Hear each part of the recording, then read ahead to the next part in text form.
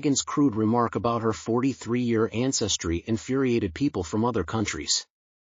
Welcome back to Kate Middleton on the Queen News Channel, everyone. I imagine that most of you are like me. As we've already noted, Meghan is undoubtedly the poster kid for leaping from one bandwagon to the next as long as she believes doing so will enable her to accomplish a very specific objective. We've heard about Meghan with her 43-year-old Nigerian heritage before, but she's happy to jump on any bandwagon in general, from promoting Black lives to the American presidential race. She is gaining notoriety, particularly during the Invictus Games. During Invictus, Meghan Markle was pictured with some injured soldiers who, you guessed it, were from Nigeria. However, a new analysis has come out that will likely anger some Nigerians by revealing that Meghan is actually from Ohio. Her bogus claim has now been refuted by genealogical DNA testing. All of Doria Ragland's listed ancestors from Alabama who lived before and during the Civil War can easily be found online thanks to her extensive ancestry chart. Tennessee and Georgia. It makes perfect sense considering Doria is around 40 and Meghan's father is fully white. At most, Meghan would be 15 to 20% black. This, my friends, is what cultural appropriation really looks like. So what is Meghan saying about being from Nigeria that isn't a complete fabrication? If she gets what she wants, does that more undo it? Why would Meghan try to pander to the Nigerians anyway? Well, my friends, the answer is pretty obvious. If you just do a little Google research, you'll find out that Nigeria actually has a very large population. It's the most populated black country on earth, and it's also home to the second biggest film industry on earth. Harry doesn't even check on her insane claims, or more likely he just goes along with the lies because he assumes these lies are going to somehow make them some money.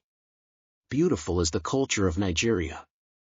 I'm curious as to why an opportunist like Meghan Markle would choose Nigeria as the country that she purports to be from. Oh, I think I understand. She chose Nigeria because they're essentially the new kids on the block. Nigeria was used because they were new to Invictus. If she tried that whole heritage thing with the other team, they would laugh at her FA. Meghan is similarly in a desperate search for a race she can identify with. Remember how Meghan claimed to be from Malta a few years ago? Well, she decided to drop that phony pretense, so she now plans to join the burgeoning Nigerian movement in the hopes that they may help her reach her goal of being at the top. Meghan Markle has, indeed, at last discovered the location where she truly belongs. For the time being, this white woman with the chicken legs and the orange face paint has discovered her new identity.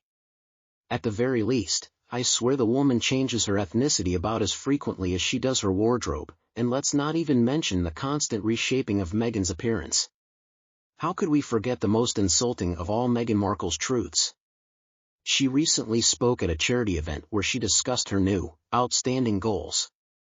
There are currently a number of distinct reptiles. Meghan Markle has a snake-like appearance, is chameleonic, and has the ability to cry crocodile tears. She will do anything she thinks will help her at that given moment, and since she has repeatedly played the race card, she has come to the conclusion that she is 43 and Nigerian. Then again, how could we forget that Meghan claimed she wasn't even treated like a black woman before joining the royal family? I mean, we could make this stuff up if we tried. Shame, shame, shame on Meghan for pursuing the very individuals who embraced her and gave her notoriety. That woman is full of nonsense. Even Lady C claims that she's laying the groundwork for a career in politics, and I can hardly keep up with all she releases every day. What a frightening idea. I mean, it's not like Meghan can genuinely realize any of her aspirations because she only makes up things that are based on the deluded world she lives in. Meghan lacks both talent and work ethic. It brings to mind that disgusting scene in South Africa where Meghan was dancing with the women and claiming to be their sister. She then went home and made derogatory remarks about that lovely nation. She called the residence where they were living a housing project.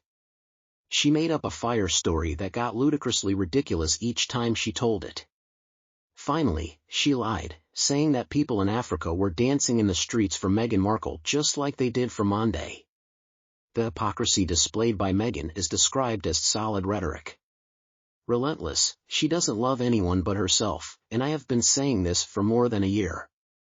She and Oprah used those African nations to generate income for themselves, which of course upsets people because it is wrong, it is immoral, and charities won't be receiving that money.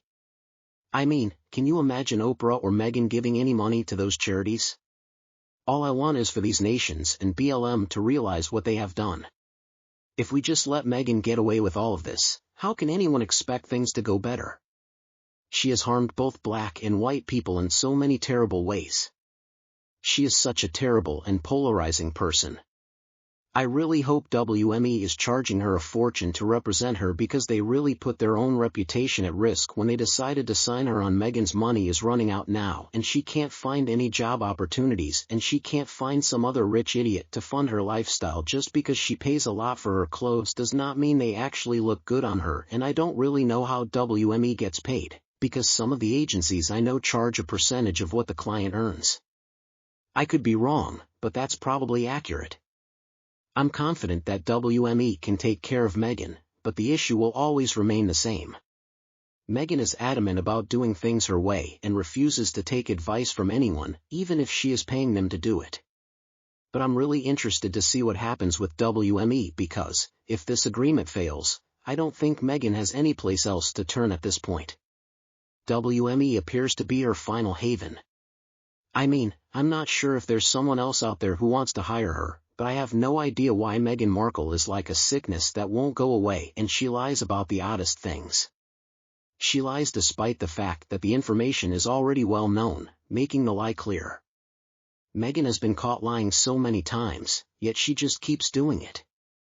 I'm not sure if the issue is that she can't tell the difference between her fantasy world and reality, or if she simply doesn't care. After all, no one likes to be exploited, and Africans are no exception. While the Africans receive nothing, Meghan uses them to draw attention to herself, gain money, and feel connected to something important. That should frighten most people more than enough, I suppose. Let's just check the real power of BLM. They've been terribly abused by Meghan for her personal gain. What are your thoughts on Meghan Markle's desperate measures? I wish they would just tell her the truth. We'll discuss her and her shameless lives in more detail if you let me know in the comments. You already know that I look forward to talking about your comments in our upcoming video, but for the time being, I'd want to briefly explore a few of the ones you made for us in our most recent one. Harry's exclusion from the succession and Meghan's title prohibition are demanded by 3/4 of British citizens. Calico makes the first remark.